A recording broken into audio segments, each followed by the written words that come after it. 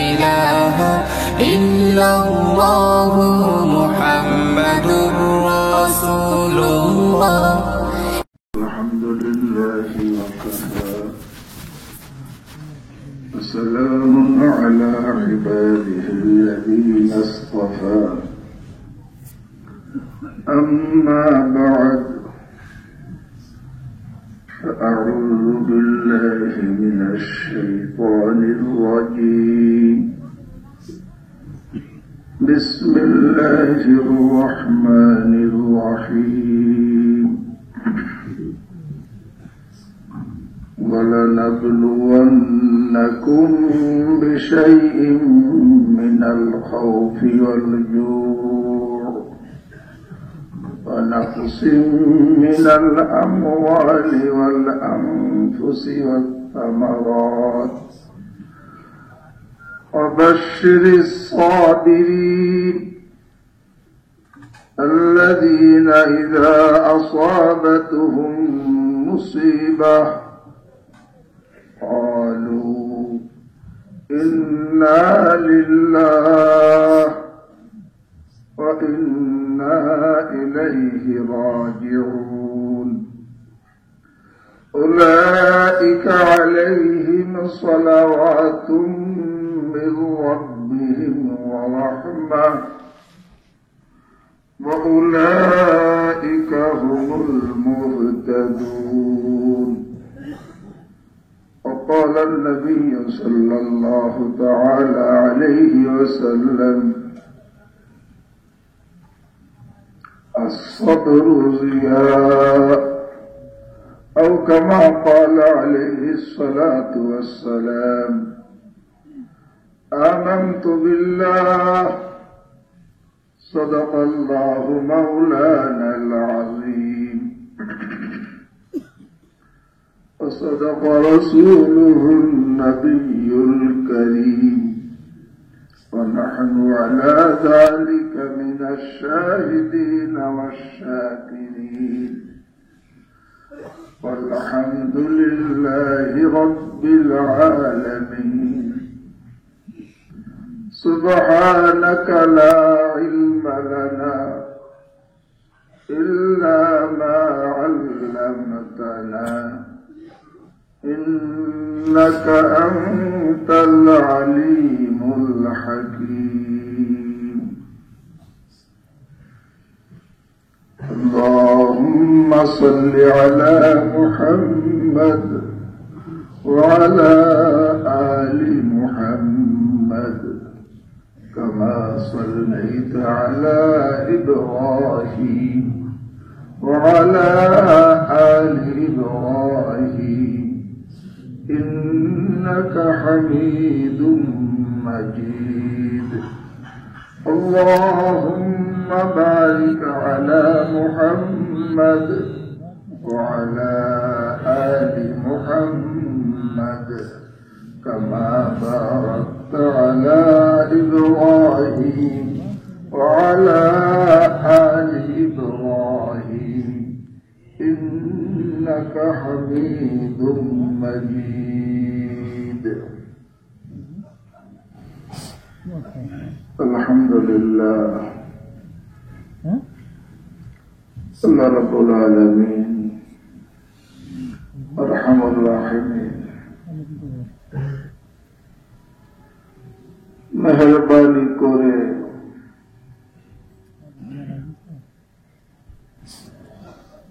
এখনো আমাদের আগে বাড়ার জান্নাতি মানুষ হওয়ার সুযোগ বাকি রেখেছেন। যে লোকটা দুনিয়া থেকে চলে গেছে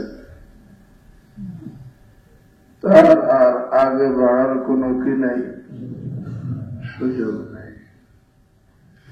যে লোকটা দুনিয়া থেকে চলে গেছে যদি সে দুনিয়ায় থাকা অবস্থায় জান্নাতি মানুষ না হয়ে গিয়ে থাকে আর জান্নাতি হওয়ার কি নাই, সুযোগ নাই। আল্লাহ রাব্বুল আলামিন আরহামুর মাধ্যমে আমাদের সকলের জন্য প্রমোশন নেওয়ার, আগে বাড়ার, জান্নাতি হওয়ার সুযোগ বাকি রেখেছেন। আল্লাহ এই সুযোগকে কাজে লাগানোর তৌফিক দান করুন। কারণ যার হায়াত বাকি আছে তার সুযোগ বাকি আছে, আর যার হায়াত ফুরিয়ে গেছে তার আর কোন সুযোগ বাকি নেই। এখানে পরামর্শ নিতে হলে পরীক্ষা দেওয়া ছাড়া কি পরামর্শ নেওয়া যায়? এই জন্য রব্বুল আলামিন এই দুনিয়াটাকে আমাদের জন্য পরীক্ষার জগৎ বানিয়েছে। আল্লাহ নিজে বলেন, নাবলু অলা নাবলুয়ান্নাকুম ওয়ালা লানাবলুয়ান্নাকুম, অবশ্যই অবশ্যই আমি পরীক্ষা নিব তোমাদের। এই কথা আল্লাহ কোরআনে কারীমের মধ্যে নাজিল করে আমাদের জগৎবাসীকে জানিয়ে দিয়েছেন। কি জানাইছেন? যে আমাদের সকলের পরীক্ষা হবে। জানানোর মধ্যে ফায়দা কি? যে না জানাইয়া পরীক্ষা নিলে সকলেই ফেল করত।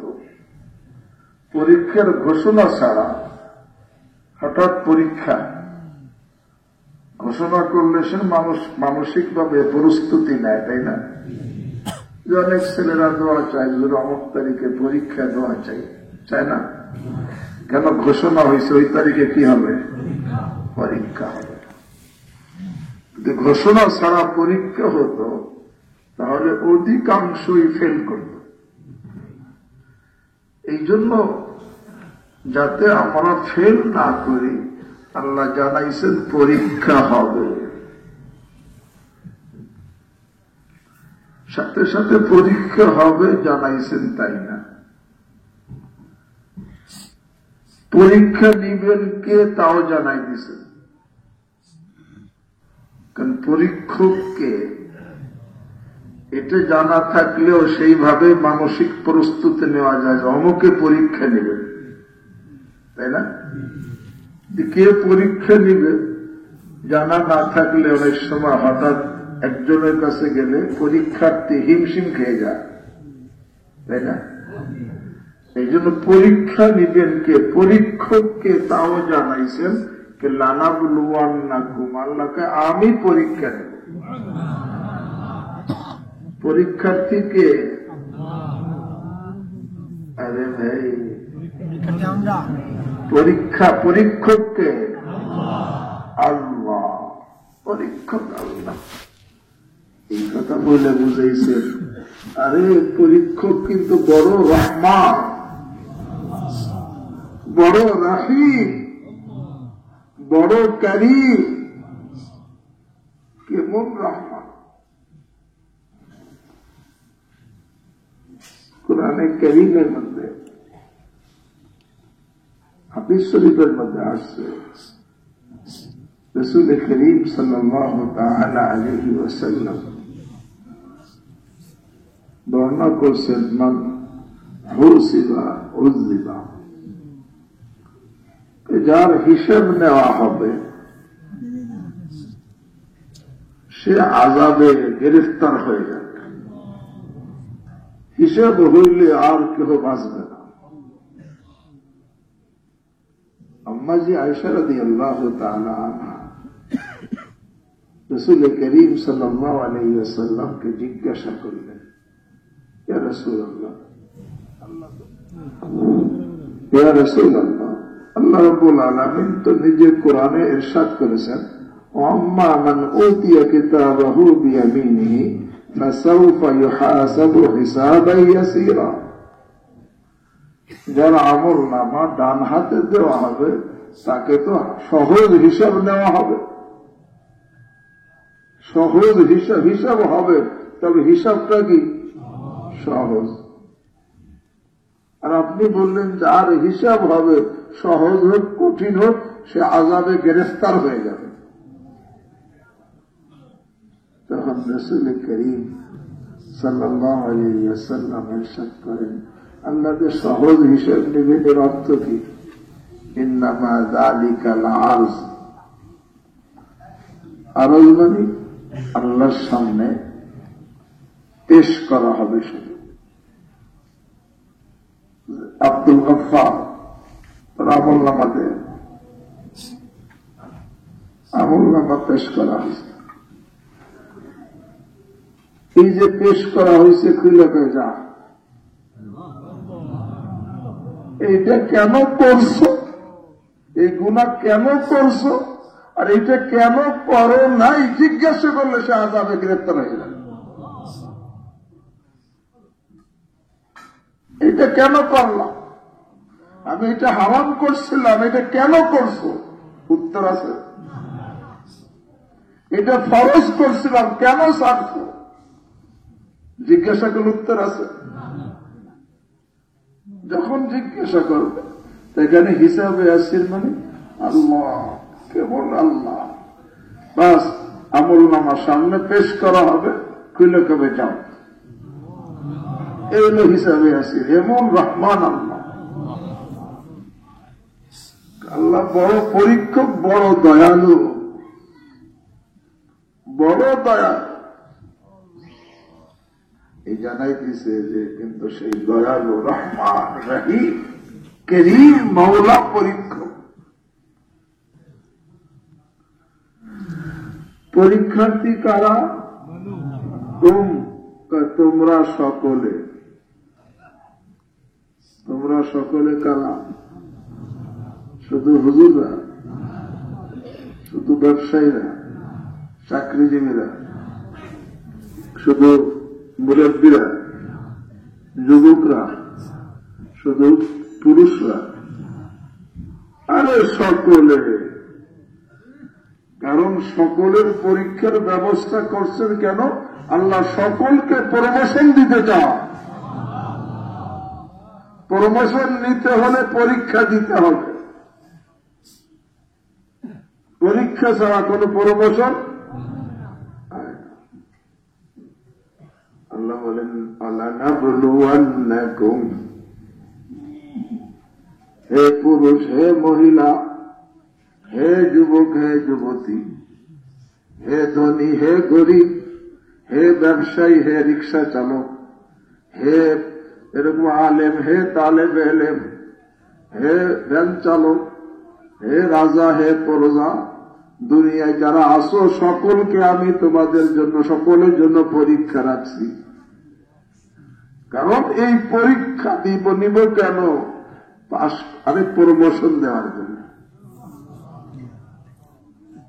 প্রমোশন দেওয়ার জন্য পরীক্ষা, ফেল করানোর জন্য পরীক্ষা না। আরে প্রমোশন কোথায় দিবে? এই পরীক্ষা নিয়ে আর এই জান্নাতে সেই মাকামে, উঁচু মাকামে আল্লাহ পৌঁছাবেন। কয়জনকে? আল্লাহু আকবার। আল্লাহ প্রত্যেকের জন্য জান্নাতে বাড়ি তৈরি করেছেন, ভিন্ন ভিন্ন। আদম আলাইহিস সালাম থেকে নিয়ে কিয়ামত পর্যন্ত যত মানুষ, পুরুষ মহিলা যারা আসবে, প্রত্যেকের জন্য জান্নাতে আল্লাহ বাড়ি তৈরি করে রাখছেন, ভিন্ন ভিন্ন। এখন ওখানে সকলকে আল্লাহ পৌঁছাইতে চান, এই জন্য কি নিবেন? পরীক্ষা।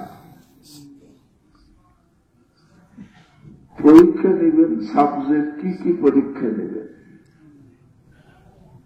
দুই জিনিস দ্বারা পরীক্ষা।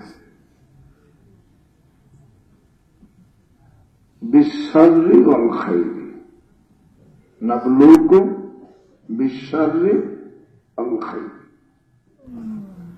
ভালো দ্বারাও পরীক্ষা নিব, খারাপ দ্বারাও পরীক্ষা নিব। ভালো মানে ভালো জিনিস দিয়ে দেখবো তুমি শুকর আদায় করো না নাশুকরি করো। খারাপ জিনিস দিয়ে দেখবো তুমি খারাপ থেকে বাঁচো না খারাপে জড়িত হও। এই পরীক্ষা। ভালো জিনিস কি? আরে ভাই, প্রত্যেকটা নেয়ামতই তো ভালো জিনিস। এই যে আমাকে দুইটা চোখ দিছেন, এটা ভালো না খারাপ? আল্লাহ অন্ধ বানাইতে পারতেন না? এই চোখ দিছেন পরীক্ষা করবেন।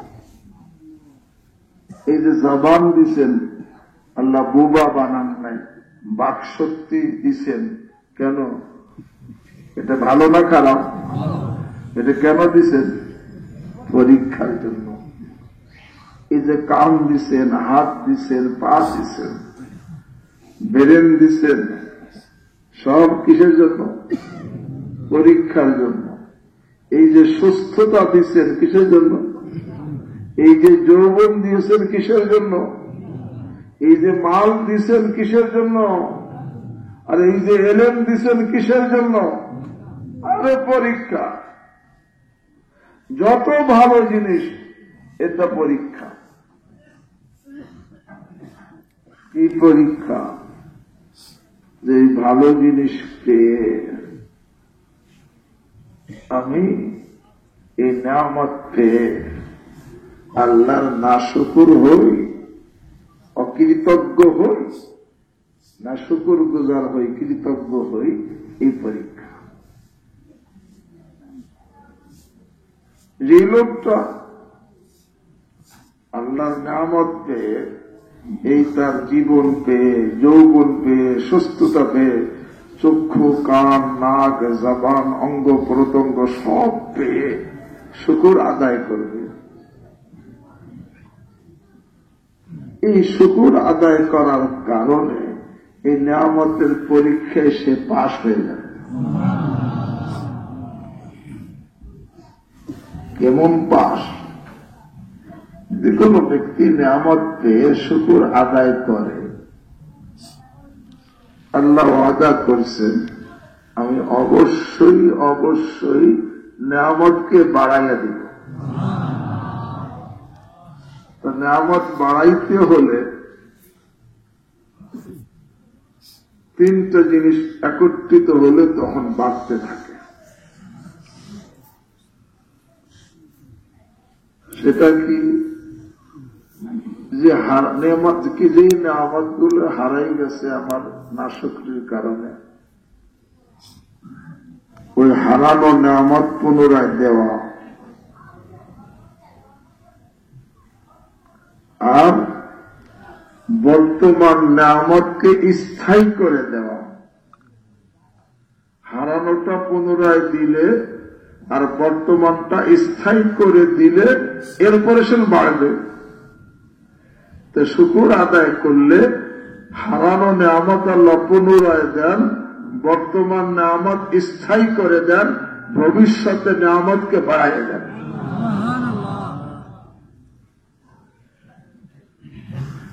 তো শুকর কিভাবে করতে হয়? তিন ভাবে করতে হয়, দিলের দ্বারা, জবানের দ্বারা, অঙ্গ প্রত্যঙ্গের দ্বারা। দিলের শুকর কি? দিলের মধ্যে নিয়ামত দাতার মহাব্বত, নিয়ামত দাতার আজমত, বড়ত্ব, ভয় দিলের মধ্যে স্থান দেওয়া। যে এত নিয়ামত আল্লাহ দিয়েছেন, দেখেন, চিন্তা করেন, বাতাস একটা নিয়ামত। কার? বাতাসকে দান করছেন। কত বড় নিয়ামত!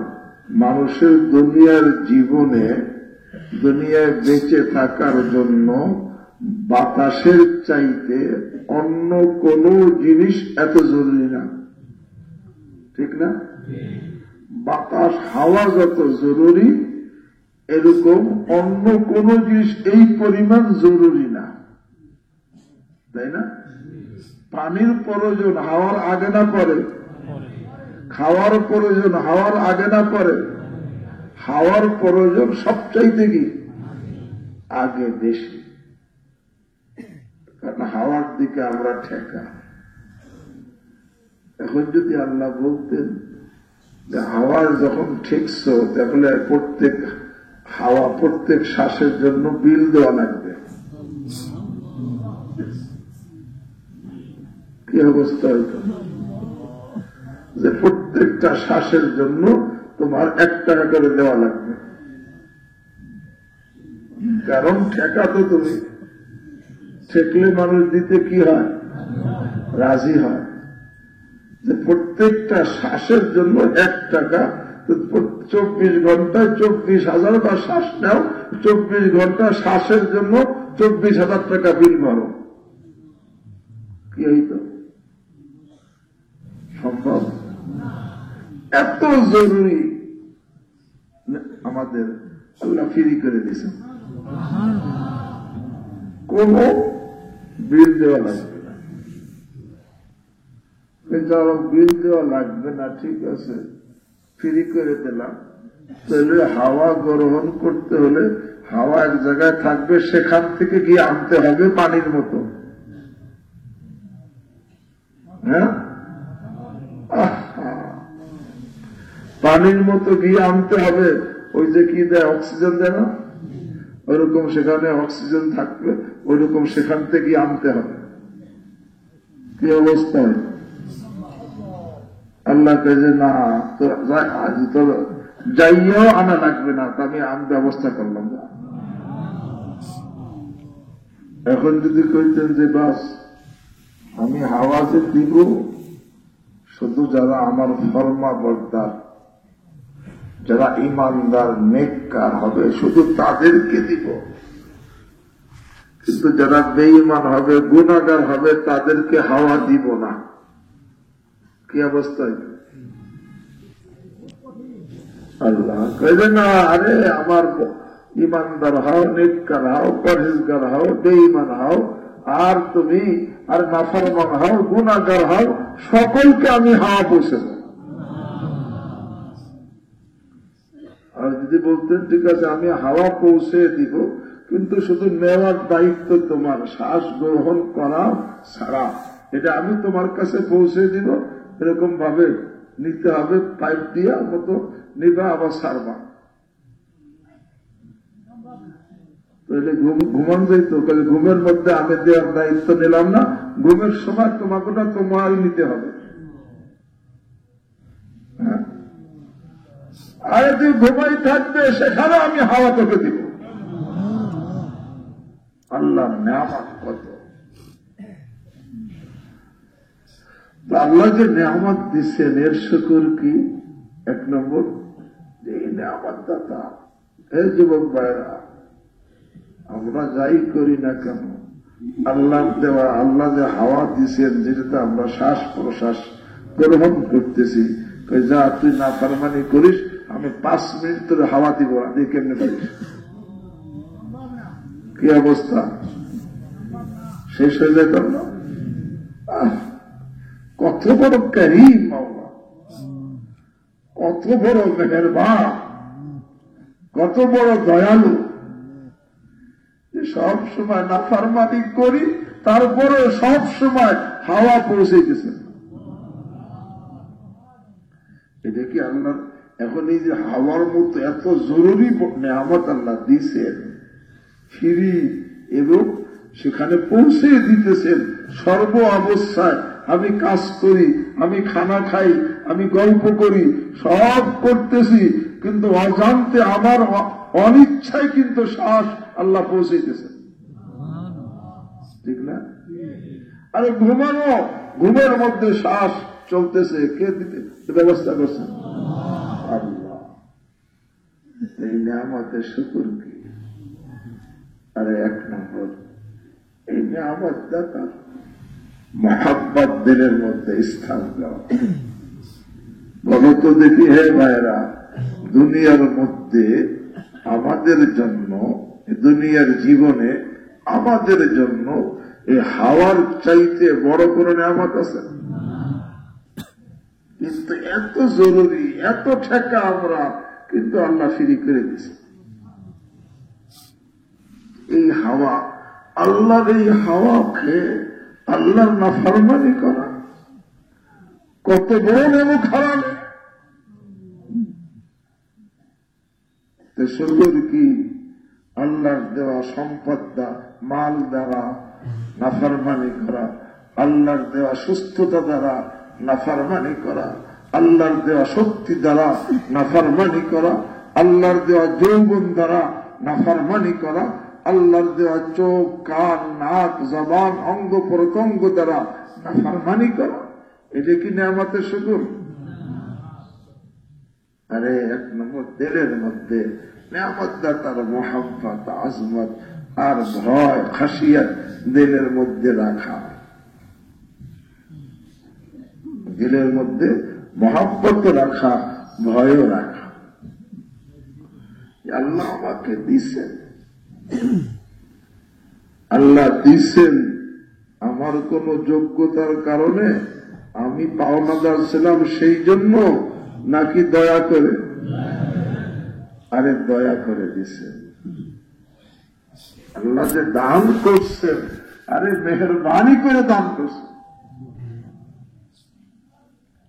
এই জন্য আল্লাহর আজমত, আল্লাহর বরত্ব, আল্লাহর ভয়, আল্লাহর মহাব্বত দিলের মধ্যে স্থান দেওয়া, দিলের মধ্যে যেন আল্লাহর ভয় আর আল্লাহর মহাব্বতই থাকে। কারণ যার দিলের মধ্যে আল্লাহর মহব্বত থাকবে, আরে যার মহব্বত দিলে থাকে, তার কোন আদেশ সে ছাড়তে পারে না। আর দিলের মধ্যে যার ভয় থাকে, তার কোন নিষিদ্ধ কাজ সে করতে পারে না। এই জন্য দিলের শুকর হলো দিলের মধ্যে আল্লাহর ভয়, আল্লাহর মহব্বত পয়দা করা, এই নিয়ামতের দিলের শুকর। যেই দিলের মধ্যে আল্লাহর মহব্বত নাই, যেই দিলের মধ্যে আল্লাহর ভয় নাই, তাকে যে আল্লাহ নিয়ামত দিয়েছেন, এই নিয়ামতের দিলি শুকর কি আদায় হইল না নাশুকরি হবে? 2 নম্বর শুকর আদায় করতে হবে জবান দ্বারা। কি জবান? জবান দ্বারা কি শুকর? আরে নিয়ামত দাতার, নিয়ামত দেওয়ার কারণে এই নিয়ামত দাতার গুণগান, যেই কথা বললে আল্লাহ খুশি, জবানে শুধু ওই কথা বলা, যেই কথা বললে আল্লাহ নারাজ, ওই কথা না বলা জবানে শুধু। আল্লাহ নিয়ামত দিচ্ছে, এই জন্য জবানকে যেই কথা বললে আল্লাহ খুশি হন, সর্বদা সেই কথা বলা। রাসূল করিম সাল্লাল্লাহু আলাইহি ওয়াসাল্লাম জবান দ্বারা সর্বদা এই কথাই বলতেন। এই জন্য আলী রাদিয়াল্লাহু তাআলা আনহু বলেন, জনাবে রাসূলুল্লাহ সাল্লাল্লাহু আলাইহি ওয়াসাল্লাম সম্পর্কে, ওয়ালা ইয়াতাকাল্লাম ইল্লা ফীমা রাজা সাওয়াবাহু। যে রাসূল করিম সাল্লাল্লাহু আলাইহি ওয়াসাল্লাম সর্বদা এমন কথাই বলতেন, যেই কথায় খুশি হয়ে আল্লাহ পুরস্কার দেন। শুধু এমন কথাই বলতেন, যেই কথায় আল্লাহ নারাজ হন, এমন কোন কথা জবানে কি? আরে রাসূল করিম সাল্লাল্লাহু আলাইহি ওয়াসাল্লাম একবার বলতেছেন, আরে আমার জবান দ্বারা আব্দুল্লাহ ইবনে আমর ইবনে আস রাদিয়াল্লাহু তাআলা আনহু কে বলতেছেন, আরে আমি যা বলি সব লিখবা। হুজুর আপনার রাগ হন? আল্লাহর হাবিব বলেন, দেখো, আরে রাগ হই, খুশি হই, সর্ব অবস্থায় এই জবান দ্বারা শুধু হক কথাই বের হয়। রাগের কারণেও না হক কথা জবান দ্বারা বের হয় না। তো জবানের শুকর কি? আরে ভাই, নিয়ামত পাওয়ার পরে কি কি নিয়ামত পাইছি, গুনাহ সম্ভব? আরে শ্বাসের নিয়ামত, হাওয়ার নিয়ামতের কথাই তো কত। আল্লাহ রাব্বুল আলামিন এই যে সুস্থতা দিয়েছেন, চোখ দিয়েছেন, কান দিয়েছেন, জবান দিয়েছেন, আরে কিডনি ঠিক রাখছেন, হাত ঠিক রাখছেন, ব্রেন ঠিক রাখছেন, শ্রবণ শক্তি ঠিক রাখছেন। আল্লাহু আকবার। এরকম ভাবে আল্লাহু আকবার, যৌবন দিয়েছেন, সুস্থতা দিয়েছেন, মাল দিয়েছেন, এলেম দিয়েছেন, মর্যাদা দিয়েছেন, আরে কত নেয়ামত। আগুন, পানি, মাটি, বাতাস সবই তো আমাদের জন্য আল্লাহর নেয়ামত। আল্লাহর নেয়ামত নাই এমন কোন লোক, আল্লাহর নেয়ামতের নিচে ডোবা না এমন কোন মানুষ আছে? আরে সকলের সর্ব অবস্থায় আল্লাহর নেয়ামতের মধ্যে ডোবা রয়েছে, পুরুষ হোক মহিলা হোক, সর্ব অবস্থায় আল্লাহর নেয়ামত সে ভোগ করতেছে। তবে ওই যে আগে একটা কথা বলছি, এইসব আল্লাহ দিচ্ছেন কিন্তু পরীক্ষার জন্য। কিসের জন্য? আর পরীক্ষার সময় তো যে পাশ করবে তারও দেন, যে ফেল করবে তাকেও দেওয়া হয়, তাই না?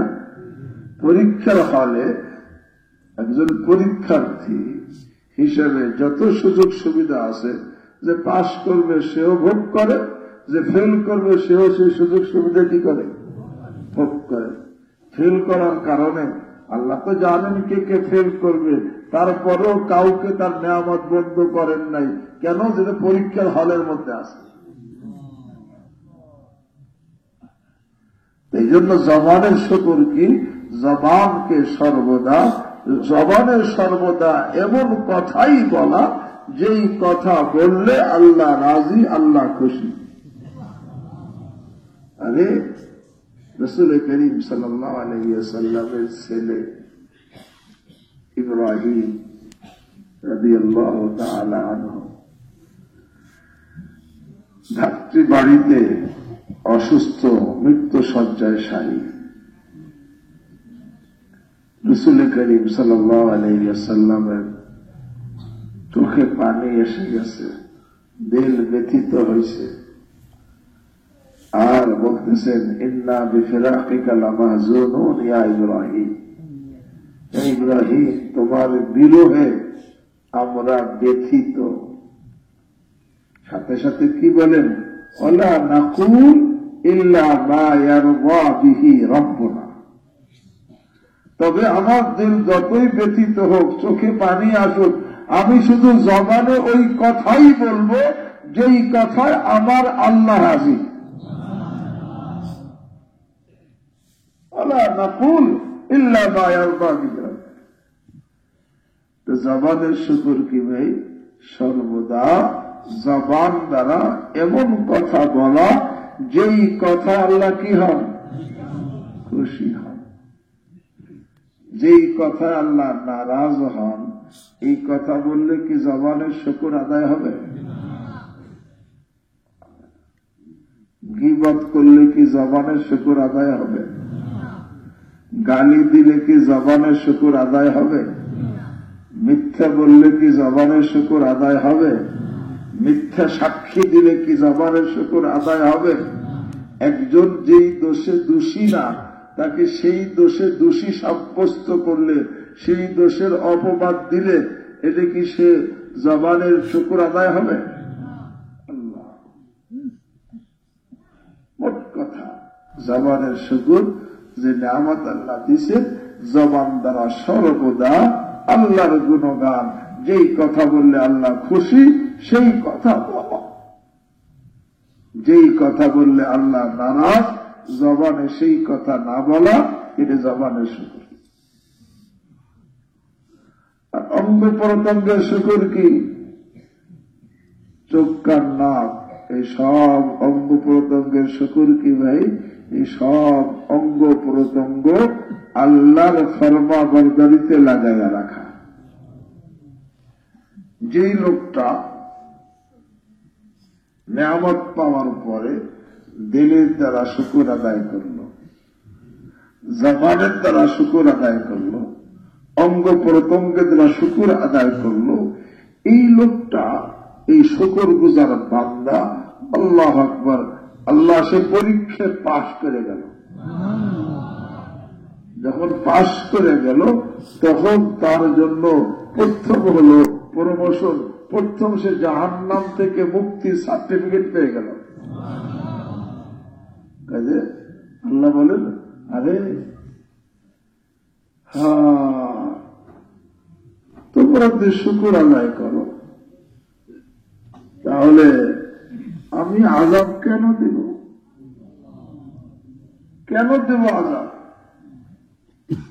মা ইয়াফআলুল্লাহু বিআযাবিকুম ইন শাকারতুম। যদি তোমরা শুকর আদায় করো, তা আল্লাহ তোমাদের আযাব দিয়ে কি করবেন? মানে আযাব দিবেন না, বরং এই শুকর গুজার বান্দাদের প্রমোশন হবে কোথায়? জান্নাতে। আল্লাহ রাব্বুল আলামিন আরহামুর রাহিমিন কোরআনে বলছেন, ওয়াকালিলুম মিন ইবাদিয়াশ শাকুর। আমার শুকর গুজার বান্দা সংখ্যা কি? কম। আমার ভোগ করতেছে, কিন্তু দিলের দ্বারা কোন শুকর নাই, জবানের দ্বারা কোন শুকর নাই, অঙ্গ প্রত্যঙ্গের দ্বারা শুকর নাই। ওয়াকালিলুম মিন ইবাদিয়াশ শাকুর। একটা হলো ভালো জিনিস দ্বারা পরীক্ষা হবে। এইভাবে বলে সৌন্দর্য আল্লাহ দান করছেন, একটা সৌন্দর্য দান করছেন, ব্রেন দান করছেন, এটা কি নিয়ামত না? এখানে কি অহংকার করলে শুকর আদায় হবে? আরে না, অহংকার করলে আল্লাহ রাজি না নারাজ? নারাজ। আল্লাহ ভালো মক্কা বানাইছে, এটা নিয়ামত না? এখন কি অহংকার করলে শুকর আদায় হবে? গর্ব করলে শুকর আদায় হবে? এই জন্য ভাই আল্লাহ মাল দিছেন, এখন মাল দ্বারা আরে এরকম ভাবে গুনাহের কাজে মাল ব্যয় করতে লাগলো, তাহলে কি শুকর আদায় হবে? এই জন্য ভাই ভালো জিনিস দ্বারা আল্লাহ পরীক্ষা করবেন। কেন ভালো জিনিস দিয়া পরীক্ষা করবেন? যে ভালোটা পেয়ে আমি শুকর আদায় করি কি না করি। ভালোর পরীক্ষা পাশ করতে হবে শুকর আদায়ের মাধ্যমে, কৃতজ্ঞতার মাধ্যমে। আর কৃতজ্ঞতা কয় রকম বলছি? একটু আগে বললাম কয় প্রকার শুকর? আর একটা পরীক্ষা করবেন বিশ্বাস, খারাপ দিয়ে পরীক্ষা করবেন।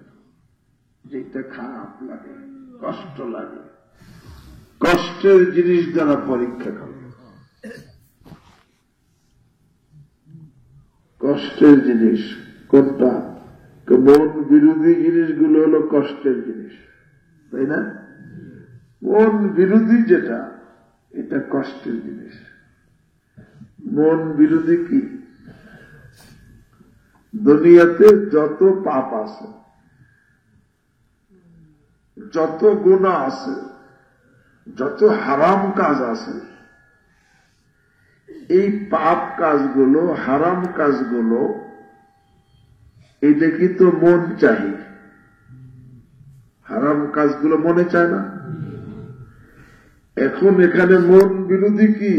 মনে হারাম কাজ করতে চাবে, তারপরে এই হারাম থেকে বেঁচে থাকা, এটা মন বিরোধী। বোঝেন নাই? যত হারাম কাজ আছে, জিনা করা হারাম না হালাল? সুদ খাওয়া হালাল না হারাম? ঘুষ খাওয়া হালাল না হারাম? আরে মিথ্যা বলা হালাল না হারাম? আরে একটা বেগানা মেয়ের সাথে আড্ডা দেওয়া হালাল না হারাম?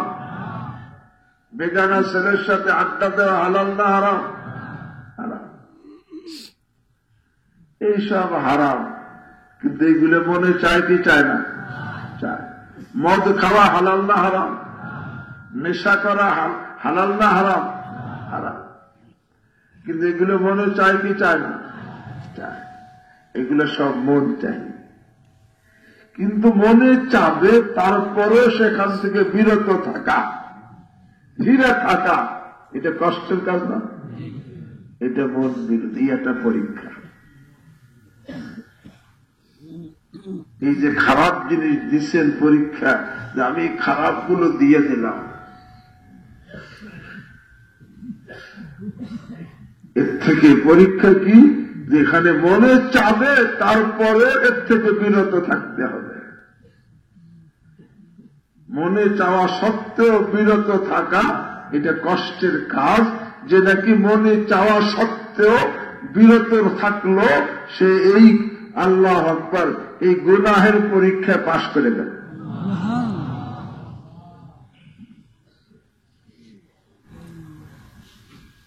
মনে চায় কেমন চাওয়া চায়? আল্লাহ রাসূল সাল্লাল্লাহু আলাইহি ওয়াসাল্লাম বুখারী শরীফের মধ্যে হাদিস বর্ণনা করছেন, আল হালালু বাইয়িন ওয়াল হারামু বাইয়িন। হালালও স্পষ্ট, হারামও স্পষ্ট। কোনটা কোনটা হালাল, কোনটা কোনটা হারাম, এগুলো কি স্পষ্ট। অবাইনাহুমা মুশতাবিহাত, এই হালাল হারামের মাঝে কিছু আছে সন্দেহযুক্ত। কি সন্দেহ? যেটা হালাল না হারাম এই ব্যাপারে কি সন্দেহ। লা ইয়ালামুহা কাসীরুম মিনান নাস, অনেক লোকে সেটা জানে না এটা হালাল না হারাম। আল্লাহ হাবিব সাল্লাল্লাহু আলাইহি ওয়াসাল্লাম ইরশাদ করেন, ফামানিত্তাকা শুবহাত, যেই ছেলে, যেই পুরুষ, যেই মহিলা, যেই যুবক, যেই যুবতী, যেই ধনী, যেই গরিব, যে কোনো ব্যক্তি সে হারাম তো করেই না, ওই সন্দেহযুক্ত জিনিস থেকে বেঁচে রইল। যে সন্দেহ, এটা আমি কি করব না, এটা গর্তের মধ্যে বাইম মাছ থাকারও সম্ভাবনা আছে, সাপ থাকারও সম্ভাবনা আছে। তখন বুদ্ধিমান কি করে? হাত দেয় না, এখন হাত দিই পরে সাপ থাকলে বাইর করবো, এটা বলে। আর আগে সন্দেহ, তখন হাত দেয় না। যখন নাকি এটা হালাল না হারাম আমার সন্দেহ লাগতেছে, তখন এটা আগে করি, পরে যে হারাম প্রমাণ হয় ছেড়ে দিব, এটা না। এখন সন্দেহ আছে, এখন এর থেকে কি থাকো? বেঁচে থাকো।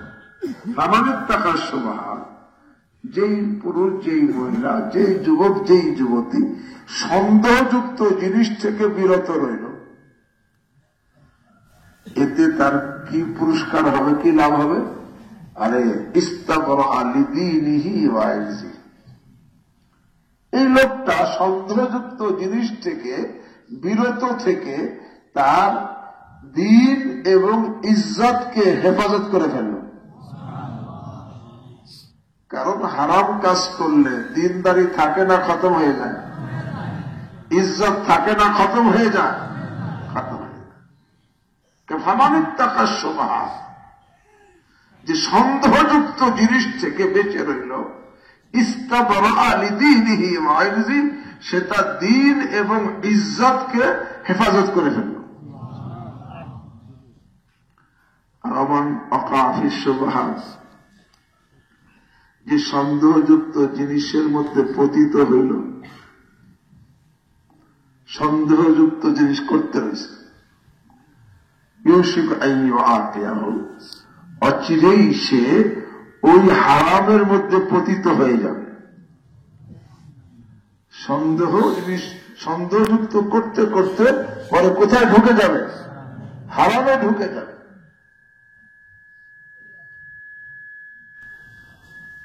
কেমনে?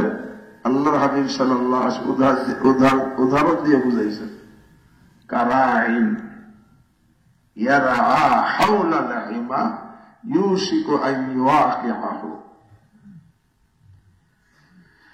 যেমন একজন রাখাল সে তার পশুকে চড়ায় সরকারি নিষিদ্ধ চারণ ভূমির আশপাশে। সরকারি নিষিদ্ধ চারণ ভূমি, যেখানে সরকার বসে, এখানে জনগণ কেউ তার পশু চড়াইতে কি পারলে, চড়াইলে সে অপরাধী হবে, এরকম সরকারি নিষিদ্ধ চারণভূমি এর আশপাশে যেই লোকটা তার পশু গরু ছাগল চড়াবে, অচিরেই এই পশু ওই নিষিদ্ধ এলাকার মধ্যে কি ঢুকে যাবে। কেন? যেটা নাকি সরকারি নিষিদ্ধ চারণভূমি, ওখানে কিন্তু যে ঘাস হয় খুব পশুর দৃষ্টিতে খুব আকর্ষণীয়, খুব লোভনীয় হয়। আর আশপাশ তো সবখানে, এখানে ওরকম আকর্ষণীয় লোভনীয় পশুর দৃষ্টিতে ঘাস নাই।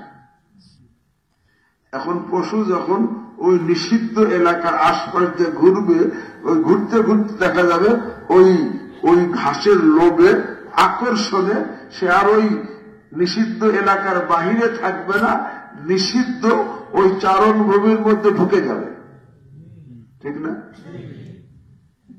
এমনি ভাবে মনে রাখবেন, প্রত্যেকটা মানুষ, পুরুষ হোক মহিলা হোক, যুবক হোক যুবতী হোক, বুড়া হোক আর যে কোনো শ্রেণীর লোক হোক, প্রত্যেকটা মানুষ আমরা হলাম রাখাল।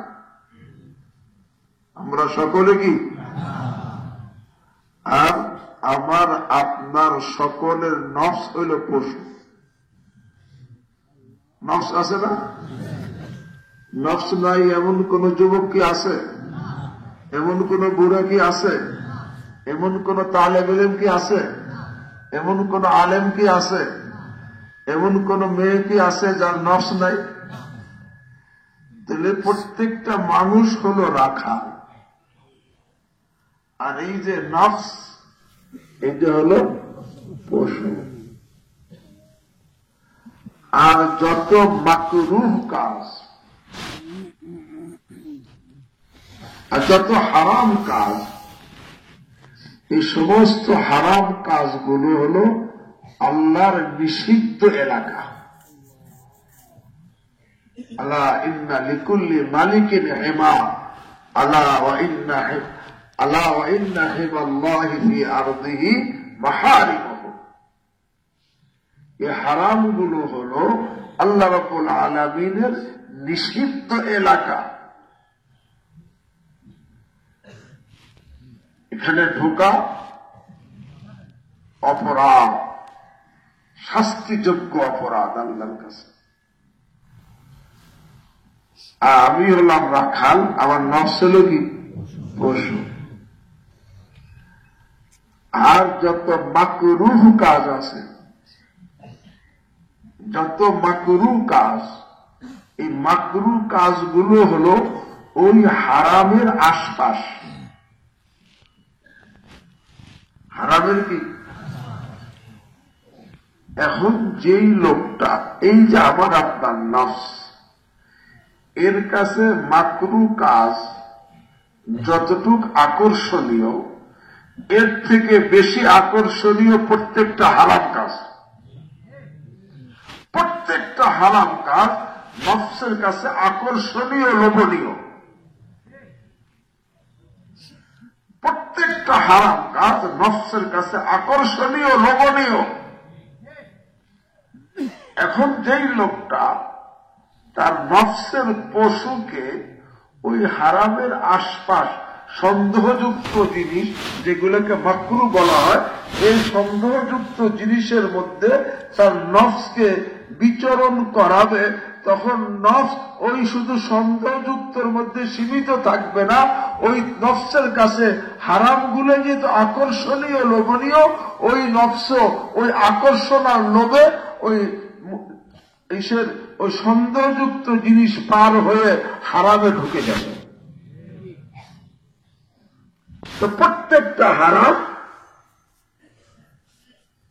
আমাদের কাছে কি মন চাই, আকর্ষণীয়, লোভনীয়। প্রত্যেকটা হারাম কাজ করতে মনে চায়। এ ভাই, ওই যে বলছি আল্লাহ কিন্তু দিয়েছেন পরীক্ষার জন্য, কিন্তু খারাপ দিয়ে পরীক্ষা করবেন না, এটা পরীক্ষার জন্য। পরীক্ষা নিবেন কেন? প্রমোশন দেওয়ার জন্য। প্রমোশন দিয়ে বন্ধু বানাইয়া তার মেহমান খানা জান্নাতে ঢুকানোর জন্য।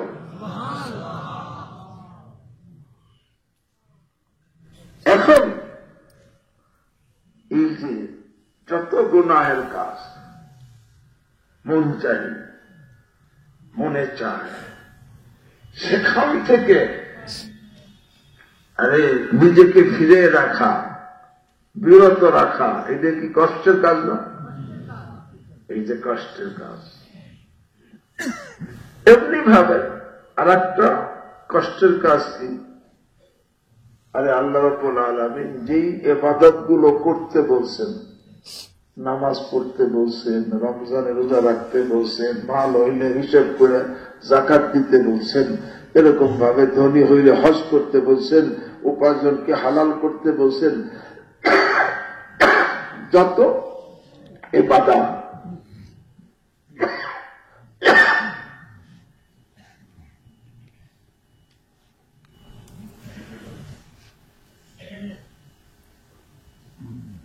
এই ইবাদত গুলা করা কিন্তু কষ্টের কাজ, তাই না? আরে ইবাদত যদি করা কষ্টের কাজ না হইতো, আরামের কাজ হইতো, তাহলে বলেন তো একজন ছেলে, একজন মেয়ে, একজন পুরুষ, একজন মহিলা, একজন ব্যবসায়ী, একজন চাকরিজীবী, যে কেউ সে কি বেনামাজি হইত? নামাজ পড়া কিন্তু একটু কষ্টের কাজ।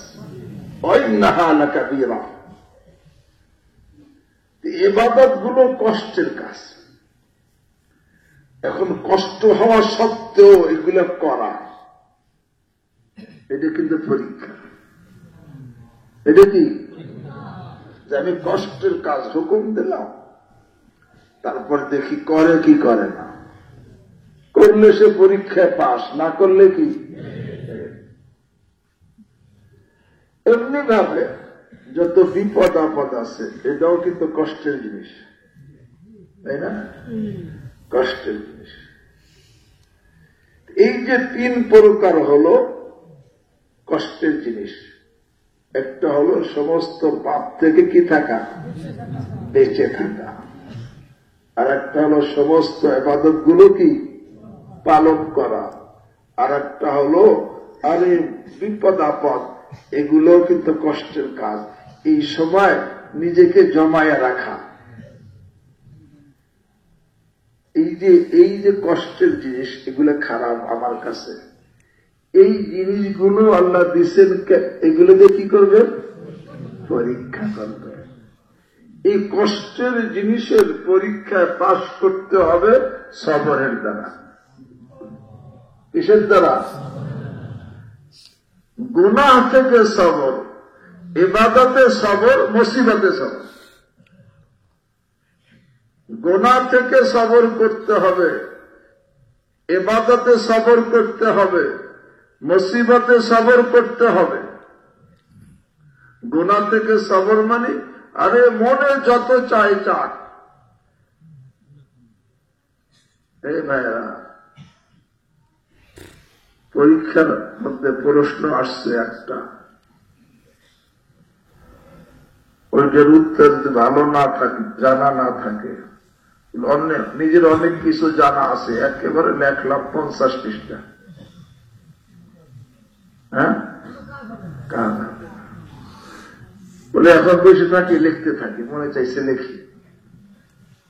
আরে ভাই, পরীক্ষা তো এটা যে সমস্ত হারাম গুনাহের কাজ, এটা মনে চাবে, তারপরেও সেখানে সেই গুনাহ থেকে বিরত থাকা, গুনাহ থেকে সবর করা।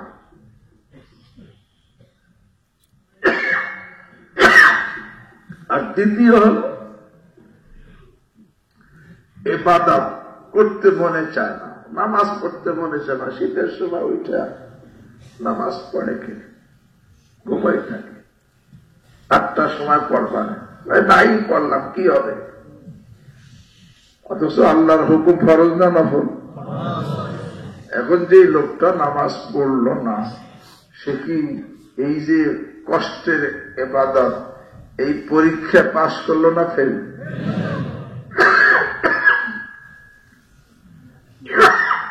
এমনি ভাবে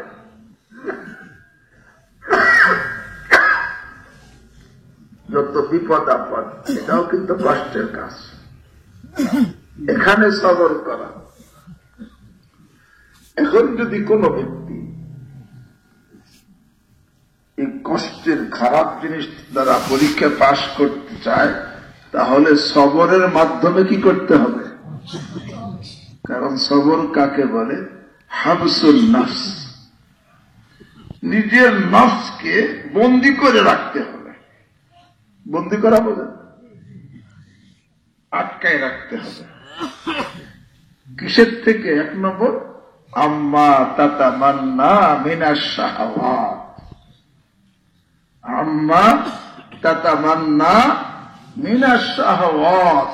আরে যত গুনাহের কাজ এই মনে চায়, এই মনে যত গুনাহের আকাঙ্ক্ষা করে, চাই যত গুনাহের কাজ মনে চায়, এই সব কাজ থেকে নিজের নফসকে বন্দী করে রাখতে হবে।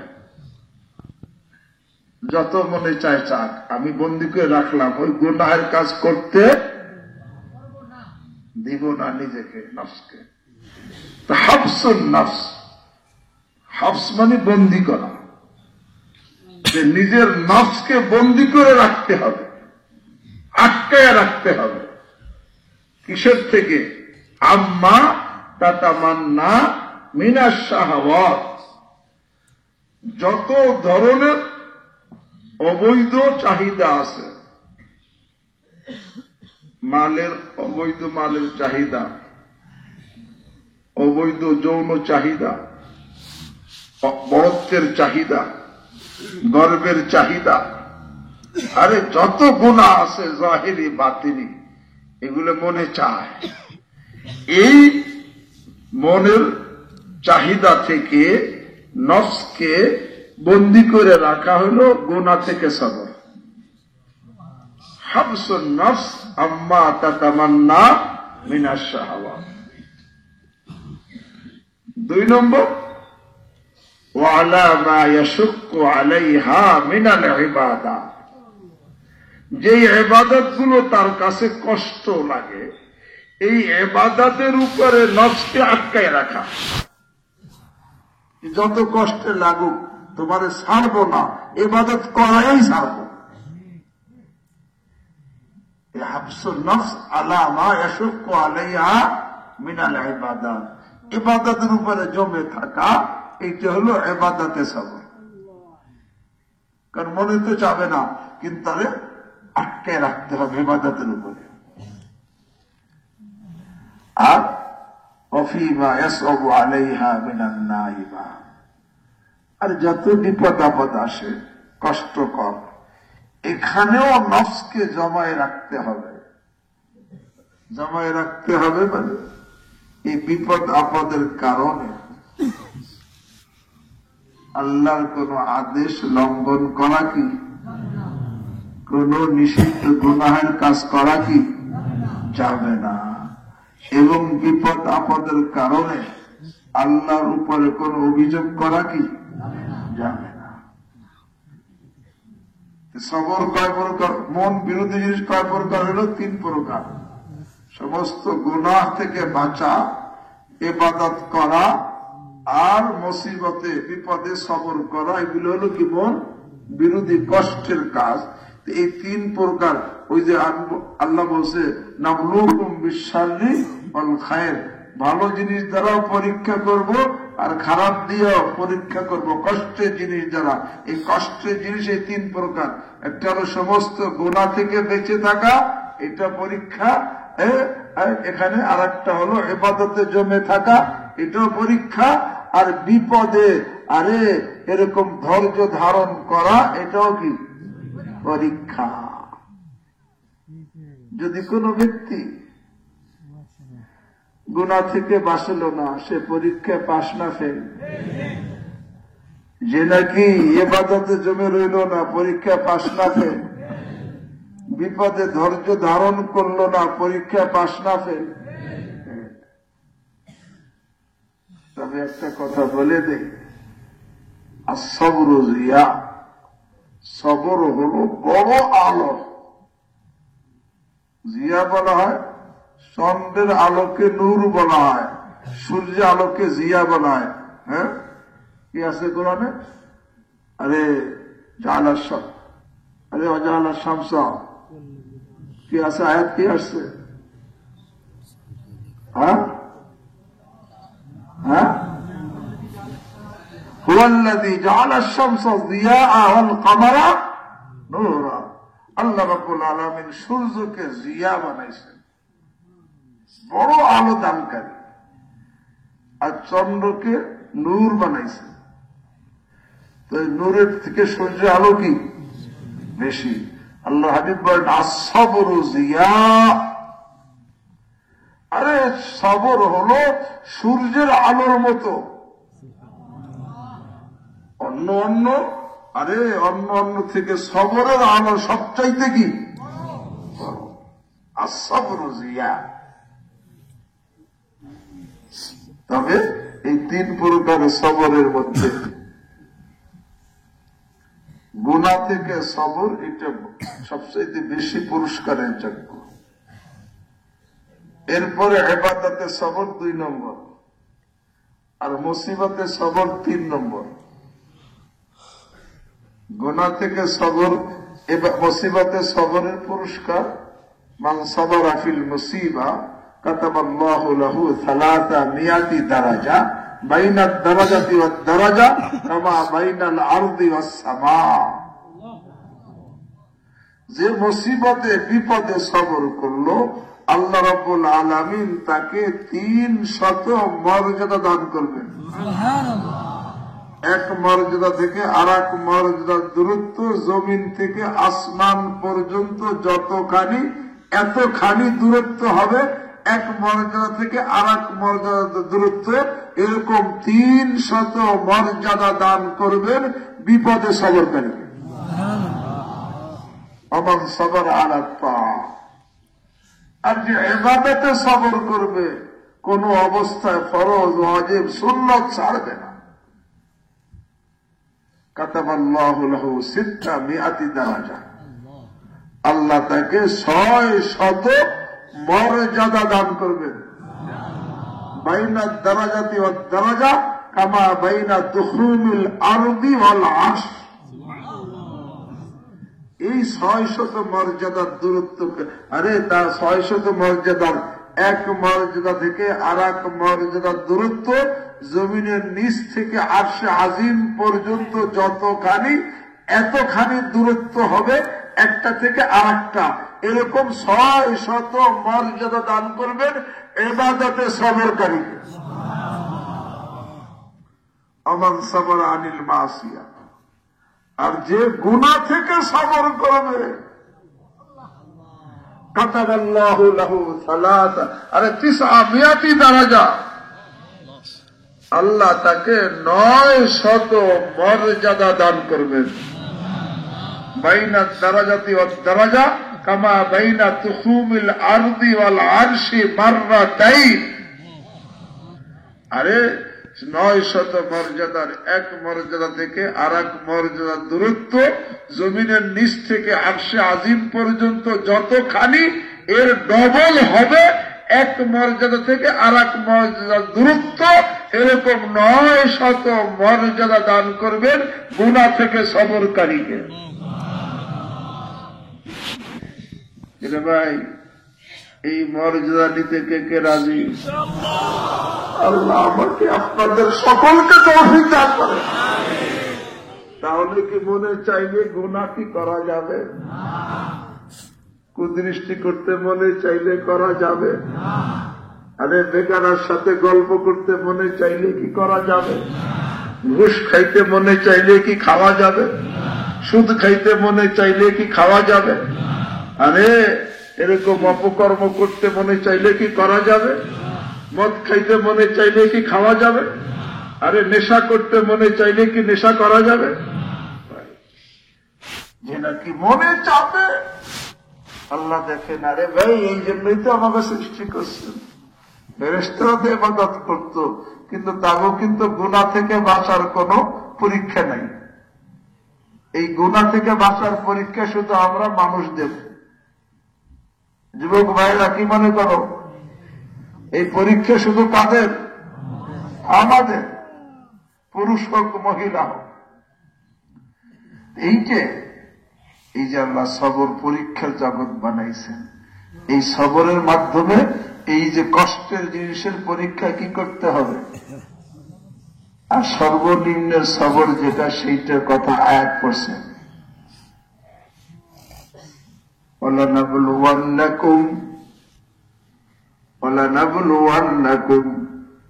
আল্লাহকে অবশ্যই অবশ্যই আমি তোমাদেরকে পরীক্ষা করব, ওই যে বিপদের কষ্টের জিনিস দ্বারা।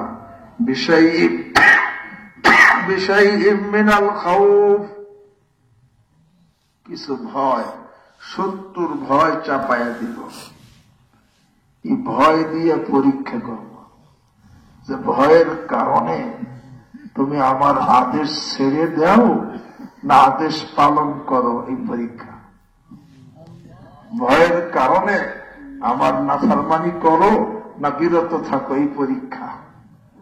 বিষয় মিনাল খাউফ ওয়াল জু, আবার কষ্টের জিনিস কি, অভাব অনাহার দিয়ে পরীক্ষা করব। অভাব দিয়ে দিব, অনাহারে থাকা লাগবে, এটাও কিন্তু পরীক্ষা। আল্লাহর ভান্ডারে নাই এই জন্য অভাব না ভাই, আল্লাহর ভান্ডারে কেউ কোন অভাব আছে? অভাব দিবেন কেন?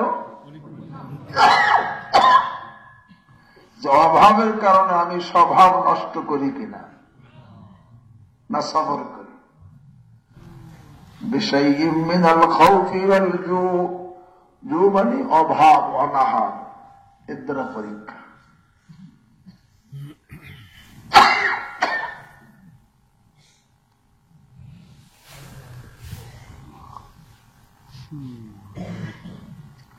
بشيء من الخوف والجوع ونقص من الأموال, করে তোমাদের মাল আমি কমায় দিব। কমায় দিব মানে মাল আছে ডুবে যাবে, পড়ে যাবে, ছিনতাই হয়ে যাবে। আল্লাহ আমাদের হেফাজত করেন।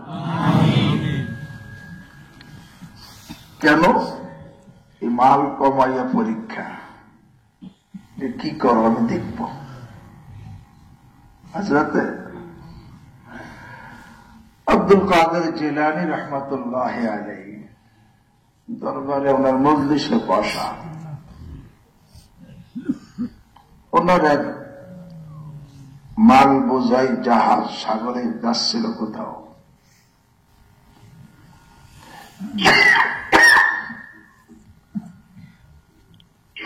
যাওয়ার সময় উনি বসা, এমন সময় একটা সংবাদ দিল যে আপনার যে মাল বোঝাই জাহাজ যাচ্ছিল সাগরে ডুবে গেছে। উনি 1 সেকেন্ডের মধ্যে চুপ থেকে বললেন আলহামদুলিল্লাহ। কিছু শোনার পরে আবার সংবাদ দিল যে না, জাহাজ কিন্তু ডোবে নাই। উনি আবার 1 সেকেন্ডের চুপ থেকে বললেন আলহামদুলিল্লাহ। তাকে জিজ্ঞাসা করা হলো যে আপনি যে ডুবে যাওয়ার সংবাদ শুনেও কি বলছেন, আবার ডুবে নাই সংবাদ শুনেও কি বলছেন? এর ব্যাপারটা তো বুঝলাম না। বুঝলাম না। যখন মাল ডুবছে খবর শুনছি, তখন আমি দিলের দিকে তাকাইছি, লক্ষ্য করছি যে দিলের মধ্যে মাল ডুবে গেল, এই জন্য দিলের মধ্যে আল্লাহর প্রতি কোন অভিযোগ আসলো কিনা। দেখলাম যে না, আলহামদুলিল্লাহ, দিলের মধ্যে এতে কোনো অভিযোগ আসে নাই। এই জন্য অভিযোগ যে আসে নাই, এই জন্য শুকর আদায় করছি কি আলহামদুলিল্লাহ। আর দ্বিতীয় যখন নাকি সংবাদ শুনছি যে না, ডোবে নাই, তখন আমার দিলের দিকে তাকাইছি যে শোনার কারণে কোন ফখর আবার এসে গেল কিনা। দেখি যে না, দিলের মধ্যে কোন ফখর আসে নাই, এই জন্য বলছি আলহামদুলিল্লাহ। ওয়ানাকসিম মিনাল আমওয়াল, আল্লাহ মাল নিয়েও কি করেন? পরীক্ষা করেন। অল আনফুস, এবং আপনজনকে নিয়ে পরীক্ষা করেন। বাপ চলে যায়, মা চলে যায়, ভাই চলে যায়, বোন চলে যায়, পরীক্ষা করেন। কি পরীক্ষা? যে আমি এখানে সবর করি কি করি না। মনে রাখবেন, আপনজন দুনিয়া থেকে চলে গেল, এতে মন ব্যথিত হওয়া খেলাফে সুন্নাত না, বরং আইনে সুন্নাত। অর্থাৎ এটা সুন্নাত বিরোধী না, বরং এইটাই রাসূল করিম সাল্লাল্লাহু আলাইহি ওয়াসাল্লাম সুন্নাত। মনে ব্যথা পাওয়া এটা রাসূল করিম সাল্লাল্লাহু আলাইহি ওয়াসাল্লামের নিজের সুন্নাত। আল্লাহর হাবিব সাল্লাল্লাহু আলাইহি ওয়াসাল্লাম ছেলে যখন ইব্রাহিম মৃত্যুর শয্যায় শায়ী, রাসূল সাল্লাল্লাহু কি বলছেন? ইন্না বিফিরাকিকা লামাহজুনুন ইয়া ইব্রাহিম, হে ইব্রাহিম, তোমার বিরহে আমরা সকলে ব্যথিত। এই যে মনে ব্যথা পাওয়া, ব্যথা লাগা, এরকম কষ্ট পাওয়া, এটা সুন্নাত বিরোধী না, বরং এটা কি সুন্নাত। সাথে সাথে চোখে পানি আসা, এটা সুন্নাত বিরোধী না। সুন্নাত কিনা? বিরোধী না। কারণ রাসূল করিম সাল্লাল্লাহু আলাইহি ওয়াসাল্লামের চোখ দিয়ে ফোটে ফোটে পানি পড়ছে। আল্লাহর হাবিব সাল্লাল্লাহু আলাইহি ওয়াসাল্লাম আব্দুর রহমান আউফ বলে, রাসূলুল্লাহ আপনার চোখে পানি? আল্লাহর হাবিব বললেন, ইন্নাল আইনা তাদমাউ ওয়াল কলবা ইয়াহজান, চোখে পানি অশ্রু প্রবাহিত করবে আর দিল ব্যথিত হবে। এটাই মহব্বত, এটাই রহমত। এই জন্য চোখে পানি আসা এটা সুন্নাত বিরোধী না, এটাও আইনে সুন্নাত, রাসূল করিম সাল্লাল্লাহু আলাইহি ওয়াসাল্লামের আদর্শ। তবে চোখে পানি আসার সাথে সাথে আওয়াজ করে কান্না, এটা সুন্নাত না। মনে ব্যথা, চোখে পানি, উভয়টা সুন্নাত। কিন্তু এই মনে ব্যথা, চোখে পানি ঝরতেছে, এর সাথে সাথে আওয়াজ করে কান্না, এটা সুন্নাত না। রাসূল করিম সাল্লাল্লাহু আলাইহি ওয়াসাল্লাম আওয়াজ করে কান্দেন নাই। বাকি এটা নাজায়েজ না, এটা কিনা নাজায়েজ না। ব্যথার চোটে সে চোখে পানিও এবং আওয়াজ করে কাঁদতেছে। তবে নাজায়েজ কোনটা? নাজায়েজ হলো বিলাপ করে কান্না, বিনয় বিনয়ে কান্না। কাঁদতেছে, মাথা থাপড়াইতেছে, গাল থাপড়াইতেছে, মাটির মধ্যে গড়াইতেছে, কাপড় শুয়ে ফেলতেছে, আর মনে যা আসতেছে সব বলতেছে, এটা কি নাজায়েজ? কেমন নাজায়েজ? যদি কোনো ব্যক্তি জানে যে আমার মরার পরে আমার সন্তানরা এরকম করবে এবং সে তাদেরকে নিষেধ করে না গিয়ে থাকে, তাহলে এদের বিলাপ করে কান্নার কারণেও ওই যে লোকটা যে মারা গেছে তার কবরে আযাব হবে। ইন্নাল মাইয়িতা লা ইউআযাবু ফি কবরিহি বিবুকাই আহলি। অর্থাৎ তার জানা ছিল যেরকম ভাবে এরা কিন্তু মারা গেলে এরকম বিলাপ করে কাঁদবে, কারণ এইভাবে কান্না মানে আল্লাহর ফয়সালায় রাজি না থাকার আলামত। আল্লাহর ফয়সালায় রাজি না থাকার আলামত। আল্লাহ নিয়ে গেছেন, এখানে সেখানে সে মাথা থাপড়াইতেছে, গাল থাপড়াইতেছে, মাটিতে গৌড়াইতেছে, দেওয়ালে মাথা গুতাইতেছে, কাপড় ছিঁড়ে ফেলতেছে, এতে কি অর্থ? আল্লাহর ফয়সালায় সে রাজি না, এইটার আলামত। হযরত মূসা আলাইহিস সালামকে তো আল্লাহ রাব্বুল আলামিন ডাক দিয়ে বললেন, ইয়া মূসা ইবনে ইমরান, হে ইমরানের পুত্র মূসা, শুনে রাখো, মাল্লাম ইয়ারদা বিকাযাই, যে আমার ফয়সালায় রাজি হল না, ওয়ালাম ইয়াশকুর আলা নামাই, এবং আমার নিয়ামতের শুকর আদায় করল না, যে আমার ফয়সালায় রাজি থাকে না এবং আমার নিয়ামতের শুকর আদায় করে না, ওয়ালাম ইয়াসবির আলা বালাই, আর আমার পক্ষে বিপদ আপদ আসলে ধৈর্য ধারণ করে না, ফালিয়াখরুজ মিন বাইনি আরদি ওয়া সামাই, সেই জন্য আমার আসমান জমিন থেকে বের হয়ে যায়। ওয়ালিয়াতলুব রাব্বান সাওয়াই, আমি ছাড়া অন্য কোন রব মালিককে যেন সে তালাশ করে না। এই জন্য যদি বিনয় বিনয়ে কান্না, বিলাপ করে কান্না, এটা কি নাই? জায়েজ নাই। এই জন্য আপনজন নিয়ে পরীক্ষা করে। তবে আল্লাহু আকবার, এখানে একটা কথা আমি বলতে থাকি সবসময়,